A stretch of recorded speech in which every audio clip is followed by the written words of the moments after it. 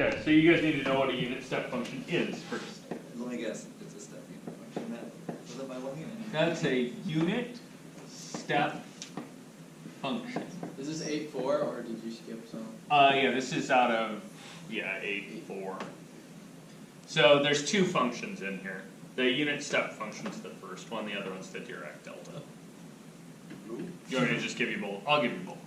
Alright, so the unit step function is u of t. Classic. And it's defined as a piecewise function. So this one, you want to think to yourself, light switch. Oh. 0, 1. Yeah. So this function is off, so it's 0 for t is smaller than 0, and it's on for t is bigger than 0. And you get to choose where you put a quality. I think the usual is to put a quality on the on part, but this doesn't actually make any real difference. Cool? So, picture?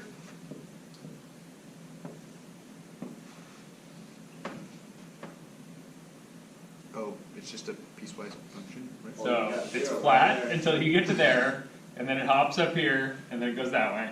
And this is at 1 high, and that's a y-axis, and that's an x-axis, and I should put an arrow on that, and an arrow on this. Pretty good. That's not differentiable. Good. This is not, in fact, a differentiable function. We're going to ignore that and integrate it. We are going to go ahead and ignore that and use it anyway. The reason that you might use this anyway is this is something that actually comes up in differential equations, right? Like if you're thinking about a spring in the world, right? You have this spring going on, there might actually be a switch that you can turn on an electromagnetic field. Literally a transistor. Yeah, like you would literally have a switch. Right? And so this unit step function is something that you often see in a physics lab, right? And not something that you see often in a math class.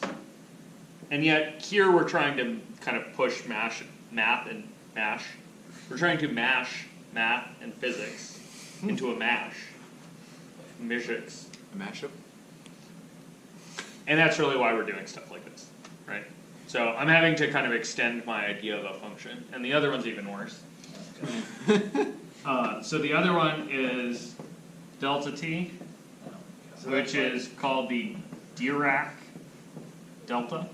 Not to be confused with other delta t. Yeah, not to be confused with the other famous delta functions. So when we take the derivative of it, it's going to be delta t delta, oh, delta t delta. Yeah, it'll be capital delta t. Delta. Don't worry. Delta delta over delta t. Don't worry, you won't be differentiating this Delta one. squared, oh god. So this one is much better.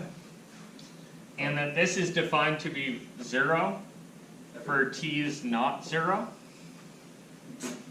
It's 0 when t is 0. It's intuitive, huh? No, and infinity when t is 0. Oh, that's just great. So I hope your head is feeling a little explodey. How do you graph that? Good. Excellent question. You graph it like this. You're done. You're done. That's it. Oh, well. Alright, so there's the part where it's 0. And then you put a little dot up here, and you write infinity next to it. What's the actual way to graph this? I think he's showing it to you. Yeah. But it's beyond. And I suppose that should be a T. Oh, and God, Meryl would have such a day with me. That should be a T. Oh. Right. I said U of T, and then I defined it in terms of T, and then I wrote an X on the T axis like a doofus. Let X be T for the rest of the lecture. Okay, and then this one actually, yeah, just looks like that. That's terrible. So, yeah. That's also not differentiable. Brain equals to explode, probably? We're doing relativity in physics, so Yeah, we're already there. Yeah. Okay, cool. So if you're in the relativity chapter, you're like, sure. So this, I will do whatever the, Pretty flat. the Dirac delta function is a function from the real numbers to the extended real numbers. Excuse me? Who are they?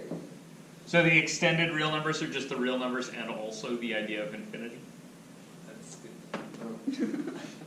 So this is me being like, yo dude, you need to add an infinity, so you just put a dot up at the top of the The y-axis. real number line wasn't long enough, so we needed to add her. Yeah, in some sense. So- There is one thing I need to add to this, and that's, there's a couple different ways to think about this thing, but the important thing is that I need a definition, and the definition I need is that the integral from minus infinity to infinity of the delta function of t dt.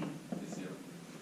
So, Because it's gonna throw a little. Oh god, it's infinity squared minus infinity squared. so you're like, okay, so how much area is underneath this thing, right? Like any little rectangle over here is gonna have 0 height, right? Thank God. But then this one has 0 width and infinite height, right? So you just kind of force this, But don't those. You just have like a number. just define this to be 1. Like, And the reason, like the way I'm gonna get away with that, is I'm gonna actually define delta of t, right? The Dirac delta function, to be the limit n tending to infinity of delta n of t. wait, delta, okay. And then the delta n of t's are gonna be little tents. I mean that like in the camping sense of a tent. I'm gonna go ahead and just put thinkies there. So these are gonna go from minus 1 over n to 1 over n. Right, so they're 2 over n wide. And they're gonna be a triangle like this. Okay, that's fair. So if that's 2 over n wide, in order to have this thing have an area of 1, right? I need it to be 1. So 2 over n wide, right? The formula for the area of a triangle It's been too long to prove it. is 1/2 Using the base Could we not just do an integral No, of like little infinitesimal times the rectangles height, stacked right? on top of each other? Okay, so I need an n in here. You guys see that to make this 1? So I'm gonna peg this top at n. You guys see how if I limit this to infinity, right, it's gonna get narrower and taller, but it's always gonna have an integral of 1. Is this like arbitrary or actually like smart? This is actually a really clever thing. Okay. Yeah, and the reason for that, like so I said think light switch at the U of t. Oh, and if I was doing good notation, I would have also told you at U, think heavy side. That's the fella that this is due to. Isn't the same Oh, guy that who guy- did the other Yeah, thing? the same guy with the It's method. an I instead of a Y. Oh my god, you're right. That's a cool name. I always get that one up. And then Dirac, whose name I've probably misspelled, but you don't know that. So this thing, what's the, so light switch, right, is off then on for good. This is like a Illuminati triangle. what? Forever. It's always off, right? Except for one time at which it's on. This is think to yourself a hammer.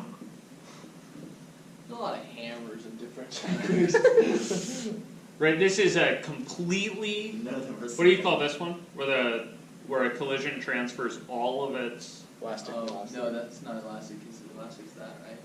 so No, this that's is, plastic. We're talking about elastic. so this is, if you have 2 billiard balls, right, and you ram this billiard ball into that one, all of the momentum from this billiard ball is transferred entirely into the other one, right? No friction, Perfect. like no deformation. Perfect elastic collision. This is elastic, I think. imperfect elastic. Yeah, so that's this guy. This is trying to model a instantaneous transfer of force from one thing to another. So if I want to model a spring system that's going to get hit with a hammer, I got to use a delta function. If I want to model a spring system where I'm going to turn on an EM field or turn on gravity or something, then I need a unit step. I can't wait till Yeah, it's on are we gravity. Your really guys' heads twisted transferring totally off. anything? Like we said, Because there's we're nothing there and then it's all there. And Yeah. then there's nothing there. So this is one force unit.